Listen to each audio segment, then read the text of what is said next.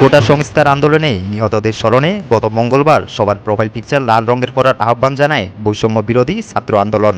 একই দিনে রাষ্ট্রীয় শোক ঘোষণা করে সরকার জনসাধারণকে কালো বেশ ধারণ করার আহ্বান জানায়। বৈষম্য বিরোধী ছাত্র আন্দোলনের ডাকে সাড়া দিয়ে দেশের লাখো মানুষ নিজেদের প্রোফাইল পিকচার লাল করেন। এবার ফেসবুক পেজের প্রোফাইল পিকচার লাল রঙের করলেন নোবেলজয়ী অর্থনীতিবিদ ডক্টর মোহাম্মদ ইউনূস। বৈষম্য বিরোধী ছাত্র আন্দোলনের ডাকে সাড়া দিয়ে দেশের লাখো মানুষ নিজেদের প্রোফাইল পিকচার লাল করেন। এর মধ্যে দেশের অনেক প্রতিযোদ্ধা ব্যক্তি ও তারকারাও ছিলেন। সেদিন বিএনপি চেয়ারম্যান সন বেগম খালেদা জিয়ার নামে থাকা ভেরিফাইড পেজের প্রোফাইল পিকচারও লাল করা হয়। অনেকে আবার প্রোফাইলে লাল ছবি দেওয়ার পাশাপাশি অনেকের চোখে ও মুখে লাল কাপড় বেঁধে একক ও দলীয় ছবি দেন।